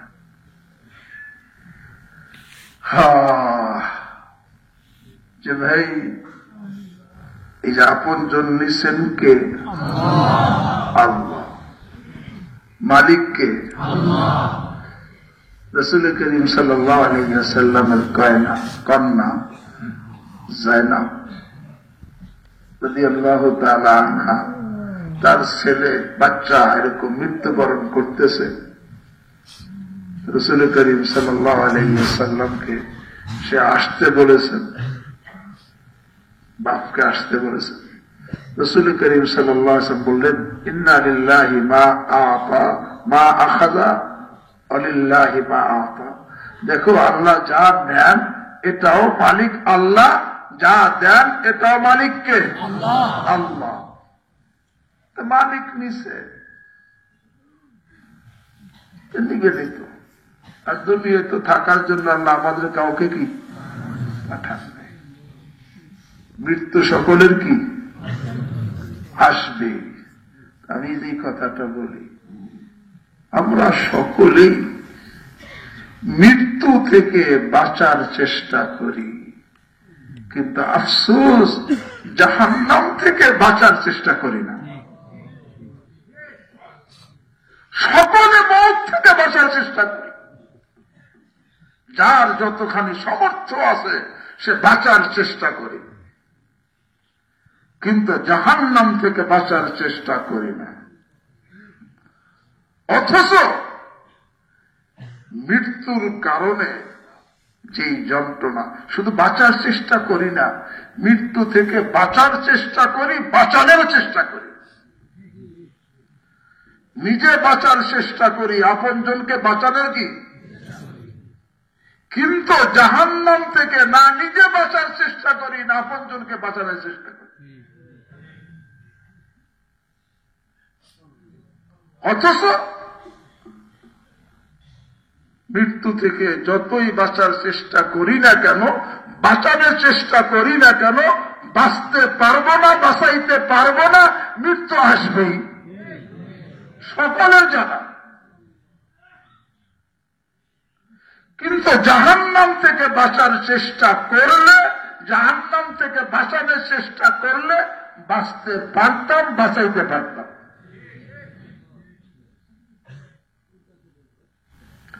যেটা পারতাম সেইটার কোন চেষ্টা নাই, আর যেটা পারবো না এটা চেষ্টা খুব আছে। বাকি চেষ্টা নিষেধ না। মৃত্যু থেকে বাঁচার চেষ্টা করা এবং মৃত্যু থেকে বাঁচানোর চেষ্টা করা কিনা নিষেধ না, এটা নিষেধ না। কিন্তু আমি কই যে নিষেধ তো না করলে করা যাবে, করতে করতে হবে, কিন্তু যতই চেষ্টা করি বাঁচার জন্য, বাঁচানোর জন্য বাঁচতে কি পারবো না। কিন্তু জাহান্নাম থেকে বাঁচার চেষ্টা করি না, অথচ জাহান্নাম থেকে বাঁচার চেষ্টা করলে বাঁচতে পারতাম, বাঁচাইতেও পারতাম। বলে বাঁচার চেষ্টা করি না কেন? বলে যেই লোকটা যে কোনো হারাম কাজ করতেছে, যে কোনো গুনাহের কাজ করতেছে, সে জাহান্নামের দিকে চলতেছে, জাহান্নাম থেকে বাঁচার চেষ্টা করতেছে না। প্রত্যেকটা হারাম কাজ জাহান্নামের রাস্তা। হারাম থেকে বাঁচা, জাহান্নাম থেকে বাঁচার চেষ্টা। যেই লোকটা যে কোনো শ্রেণীর লোক হোক না কেন, যে কোনো লোক শ্রেণীর লোক, সে হারাম কাজ করতেছে, সে জাহান্নামের রাস্তায় চলতেছে। যে হারাম থেকে বাঁচতেছে, সে জাহান্নাম থেকে বাঁচার চেষ্টা করতেছে। অথচ মৃত্যুর যে যন্ত্রণা, মৃত্যুর কারণে যে বিচ্ছেদ হয়, এটা তো সাময়িক, কিছু সময়। কিন্তু জাহান্নামের যন্ত্রণা, জাহান্নামের কারণে যে বিচ্ছেদ হবে, আপনজন থেকে বিচ্ছেদ হবে, বিরহ হবে, এটা কিন্তু সাময়িক না। আল্লাহ আমাকে আপনাদেরকে জাহান্নাম থেকেও বাঁচার চেষ্টার তৌফিক দান করেন। অথচ মৃত্যু কেমন জিনিস, যদি কোন ব্যক্তি, যদি আপনাদেরকে জিজ্ঞাসা করি, আপনজন চলে যায় এই জন্য কান্নাকাটি করি, ব্যথিত হই, এটা সুন্নাত। কিন্তু যদি কইছে না, তোমার বাপ, তোমার দাদা, পরদাদা, 14 গোষ্ঠ সকলে বাইসে থাকবে, তখন দুনিয়াবাসী অবস্থা কি হইত? জায়গা থাকতো না, তা শুকায়নি। এক একজন এক এক ঘরে পায়খানা করতেছে, শুয়ে আছে, তখন কি অবস্থা হইত? আল্লাহ, এই মৃত্যুটা কিন্তু জগৎবাসীর জন্য নেয়ামত। সবাই থাকলে যত কান্নাকাটি করি না কেন, আমার বাপ, আমার দাদা, পরদাদা এবং তার সমস্ত আওলাদ বাইসে থাকতো, সমস্যা বাড়ত না, কমতো? তো যাইয়া ভালো হয়েছে না খারাপ হয়েছে? লাভিত হয়েছে। বোঝেন নাই কথা? দ্বিতীয়, যখন কোন ব্যক্তি মারা যায়, যদি সে ইমানদার, নেককার, পরহেজগার হইয়া মারা যায়, তখন তো সে মৃত্যুর সময় হাসতে হাসতে যায়।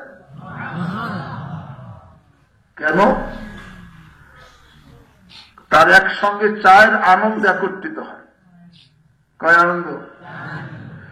একটা হলো দুনিয়ার জেলখানা থেকে মুক্তি পাওয়ার আনন্দ। মুমিনের জন্য দুনিয়াটা কি?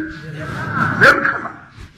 এই জন্য হাদিসের মধ্যে আসছে, ইযা উজিয়াতিল জানাজা, জানাজা তো যখন নাকি খাটের উপরে লাশ রাখা হয়, ফাহতামালাহার রিজাল আলা আনাকিহিম, আর লোকেরা সেই কাঠ কান্ধে নিয়ে রওনা হয়, ফাইন তাকুন সালিহাতান, যদি এই মাইয়িত ইমানদার, নেককার, পরহেজগার হয়, তখন তাকুন, সে বলতে থাকে, কদ্দিমুনি কদ্দিমুনি, আর জলদি আমাকে আগে নিয়ে চলো, এই জেলখানে আর থাকবো না, এই এরিয়া থেকে বের করো, আর আমার জন্য কবর তো জান্নাতের বাগান হয়ে রয়েছে, জলদি আমার জান্নাতের বাগানে পৌঁছাও।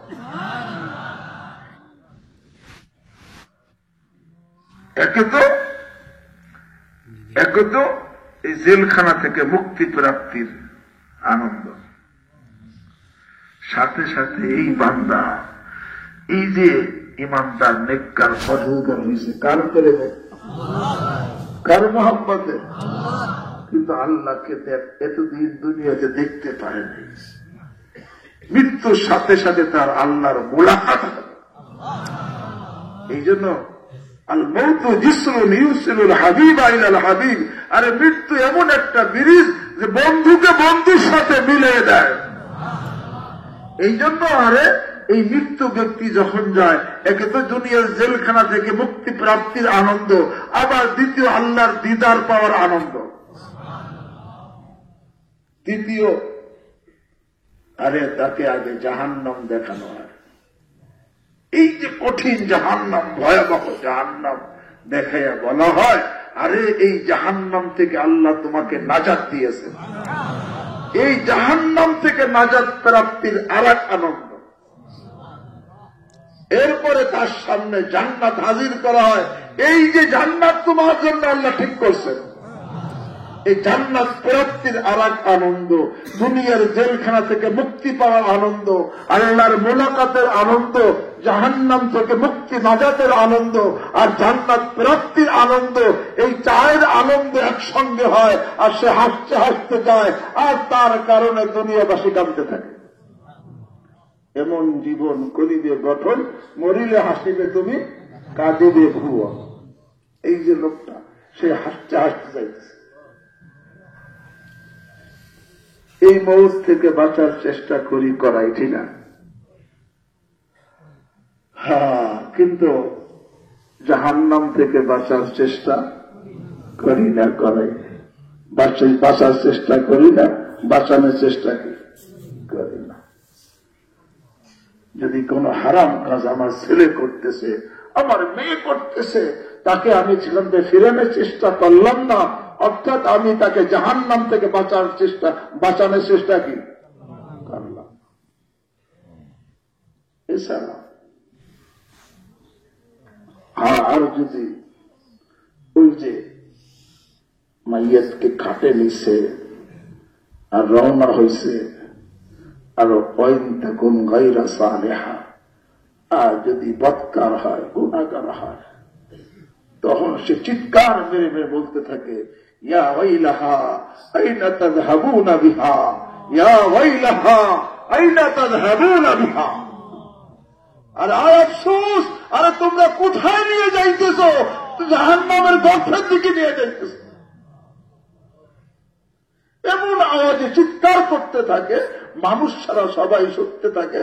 আল্লাহর হাবিব সাল্লাল্লাহু আলাইহি ওয়াসাল্লাম ইরশাদ করেন, যদি মানুষ শুনত লা সাইকা, অবশ্যই এই চিৎকার শুনে সে বেহুশ হয়ে যেত।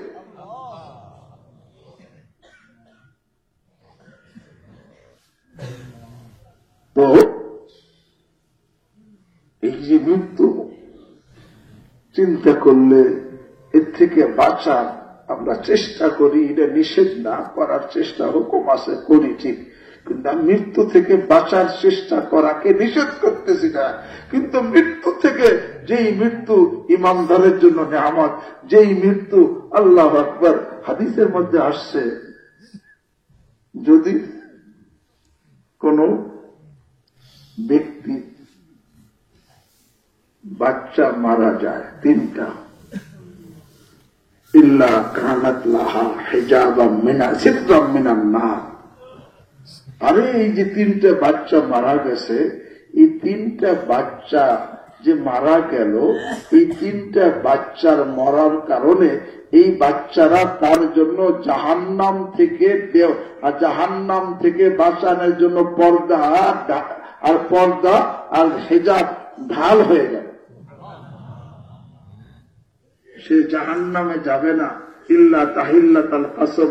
আল্লাহ শুধু যে খুব চূড়ান্ত ফয়সালা করছেন, সবাই জান্নাতে গেলে জাহান্নামের উপর দিয়ে যাওয়া লাগবে, শুধু এই কসমটা পুরো করার জন্য উপর দেশে চলে যাবে, কিন্তু জাহান্নামে ঢুকবে না। কেন? তিনটা বাচ্চা তার কি গেছে, মারা গেছে। বাচ্চা মারা গেল মানে তার জাহান্নাম থেকে বাঁচার জন্য ব্যবস্থা হয়ে গেল। তবে সত্য তিনটা। কয় সত্য? এক নম্বর সত্য, আসসাবরু ইনদা সাদমাতিল উলা। ওই প্রথম চোটে বাচ্চা চলে গেছে, ওই সময় সবর করা। কয়েকদিন পর তো সবর এমনি এসে যায়, ওই সবরের মূল্য নাই। প্রথম চোটে যখন ব্যথা লাগছে, ওই সময় সবর করা, ওই সময় কোন অভিযোগ না করা, বিলাপ না করা, ব্যথিত হওয়া, চোখে পানি আসা, এটা নিষেধ না, এটা তো সুন্নাত। কিন্তু ওই সময় আরে বিলাপ করে বিনে বিনে কান্না, আর মাথা থাপড়ানো, কপাল থাপড়ানো, গাল থাপড়ানো, দেওয়ালের সাথে মাথা গুতানো, কাপড় ছিঁড়ে ফেলানো, মাটিতে গড়াগড়ি করা, এই সব আল্লাহু আকবার, এই যদি করলো তাহলে সে এই সবর থেকে মাহরুম হয়ে যাবে, ফজিলতে না হবে। দ্বিতীয়, এই বাচ্চাগুলো তার জাহান্নাম থেকে বাঁচার জন্য পর্দা হবে কখন? যদি বাচ্চাগুলো নাবালেগ অবস্থায় মারা যায়। বালেগ হইলে সে তার নিজের গুনাই হয়ে গেছে, সে তার নিয়ে সারাসার, এই জন্য নাবালেগ অবস্থায় মারা যায়। আর 3 নম্বর শর্ত হলো যে আমার বাচ্চা যে 3টে মারা গেছে এর থেকে আমার জাহান্নাম থেকে বাঁচার পর্দা হবে, শর্ত হলো আল্লাহ ঈমান নিয়ে মৃত্যু হইতে হবে। গুনাহ থাক, ঈমান নিয়ে না গেলে সে কারো দ্বারা কোন উপকার কি পাবে না। তো বলতেছিলাম মৃত্যু থেকে আমরা বাঁচার চেষ্টা করি, কিন্তু জাহান্নাম থেকে বাঁচার চেষ্টা কি? অথচ আল্লাহ কয় এই যে আমি যে মৃত্যু দিয়ে দিতেছি তোমাদের পরীক্ষার জন্য, মিনাল আমওয়াল ওয়াল আনফুস ওয়াস সামারাত, ফসল নষ্ট করে পরীক্ষা নেই। আল্লাহ কয় পরীক্ষায় পাশ করবে যারা সবরকারী, অবাশশিরি সাবিরিন। আরে যারা সবরকারী হবে আল্লাহ কয় তাদেরকে, হে আমার হাবিব, তাদেরকে শুভ সংবাদ দিয়ে দেন। বলে সবরকারী কারা? আল্লাযীনা ইযা আসাবাতহুম মুসিবা ক্বালু ইন্না লিল্লাহ। আরে যারা, যাদের উপরে মুসিবত আসে, বিপদ আসে, তখন বিপদে পড়ে কি বলে? ইন্না লিল্লাহ। আর আমরা সকলে তো আল্লাহ, আমার আপনজন যাকে নিয়ে গেছে সেও তো কার? আল্লাহ। মালিক তার মাল নিয়ে গেছে, এখানে আমার অভিযোগ করার কি এখতিয়ার আছে?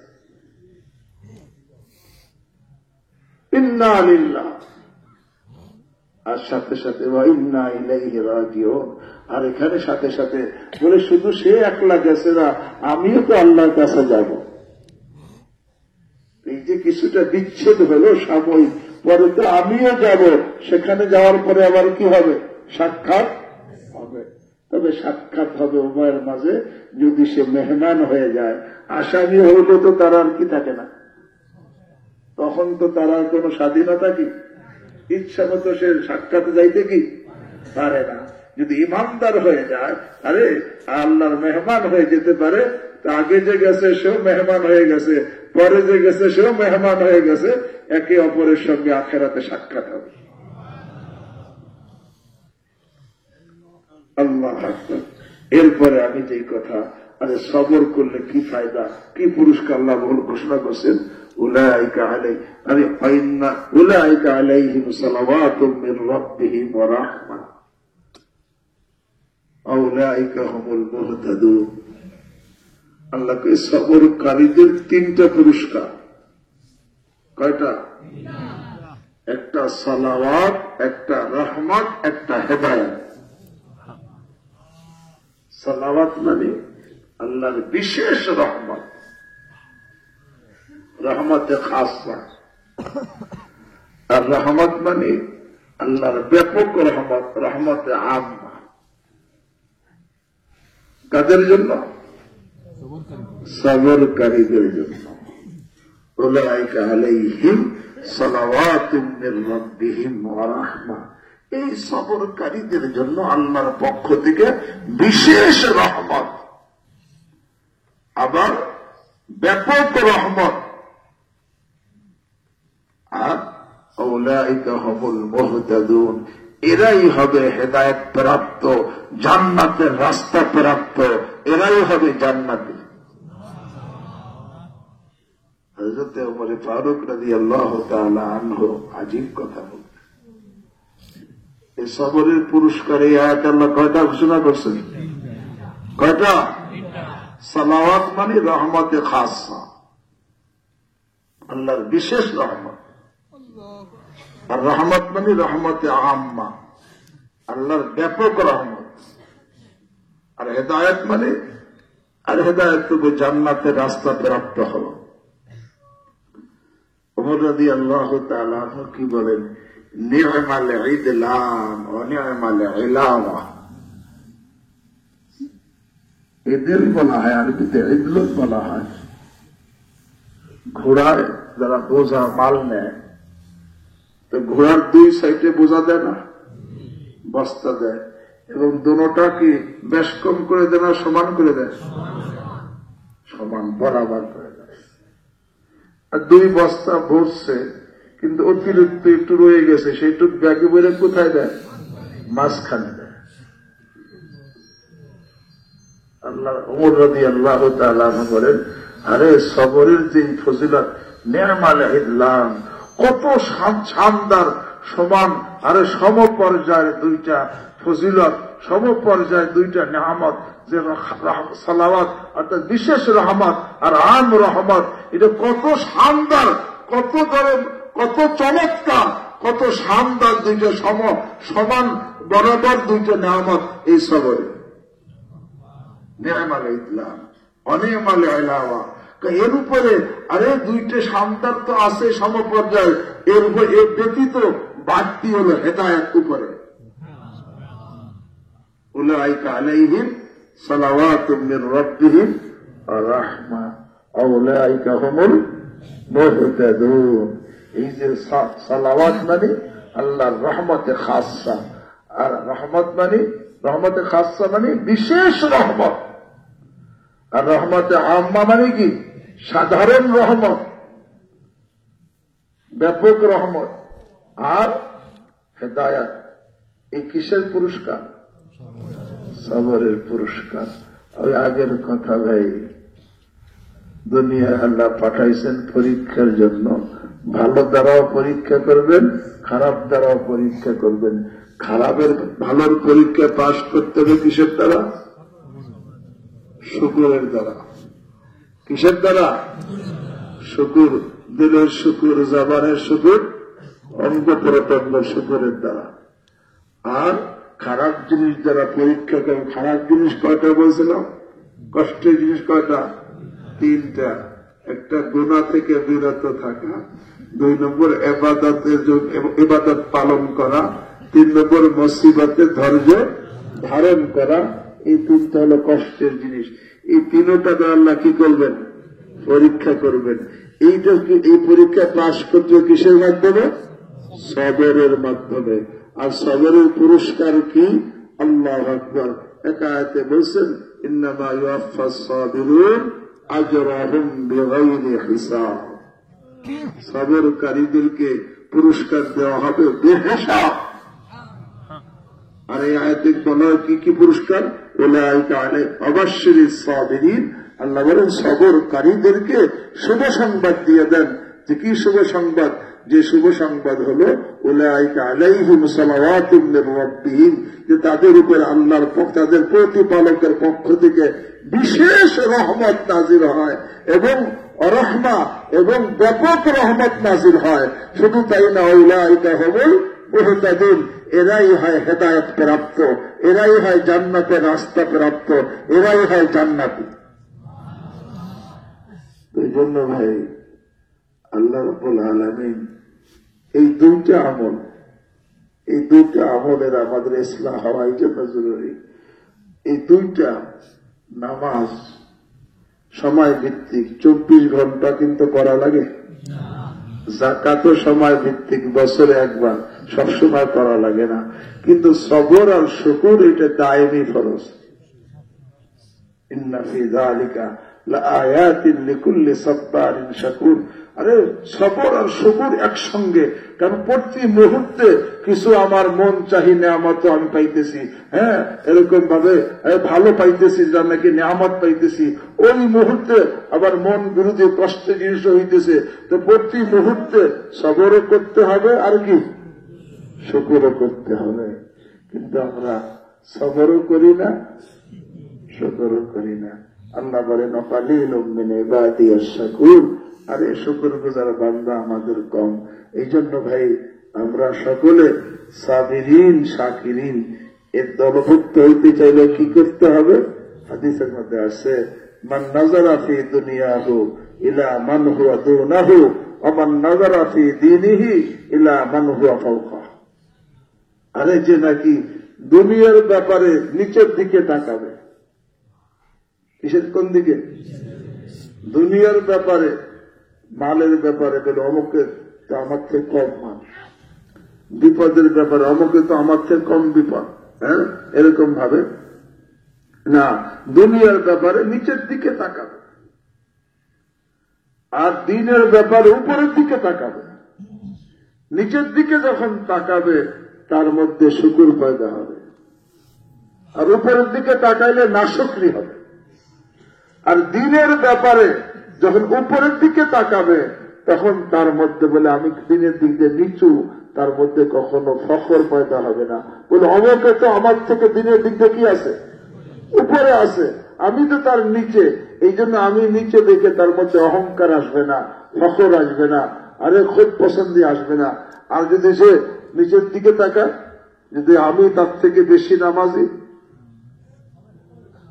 হবে না। কিন্তু দুনিয়ার দিক দিয়ে তাকানোর হুকুম কোন দিকে, আর দিনের দিক দিয়ে কোন দিকে? আমরা করি কি করি দুনিয়ার দিক দিয়ে উপরের দিকে, বলে বলে আমার তো একটা বিল্ডিং, ওই 10টা বিল্ডিং। ওই যে একজন ঝুপড়ি ঘরে আছে, ঝুপড়ির মধ্যে থাকে, সেই দিকে নজর নাই। আর দিনের দিক দিয়ে কাজে, আরে আমি হজ করছি, ও তো হজ করে না। যে তুমি একবার হজ করছো, অমুক যে 10 বার করছো, তা আগে না পিছে? যখন নাকি কোন ব্যক্তি দিনের দিক দিয়ে উপরের দিকে তাকাবে আর দুনিয়ার দিক দিয়ে নিচের দিকে তাকাবে, কাতাবাল্লাহু শাকিরা ওয়া সাবিরা, আল্লাহ তাকে আরে শুকর গুজার আর সবরকারী হিসেবে গণ্য করে দেবে। আল্লাহ আমাকে আপনাদের সকলকে শাকিরিন সাবিরিন দলভুক্ত হওয়ার তৌফিক দান করেন। মৃত্যু থেকে যেইভাবে বাঁচার চেষ্টা করি, জাহান্নাম থেকে বাঁচার এরকম বাঁচার চেষ্টার তৌফিক দান করেন। মৃত্যু থেকে যেরকম নাকি আমার আপনজনকে বাঁচানোর চেষ্টা করি, আমার জাহান্নাম থেকে আপনজনকে বাঁচানোর চেষ্টা করার তৌফিক দান করেন। সুবহানাকাল্লাহুম্মা ওয়া বিহামদিক, আশহাদু আল্লা ইলাহা ইল্লা আনতা, আস্তাগফিরুকা ওয়া আতুবু ইলাইক।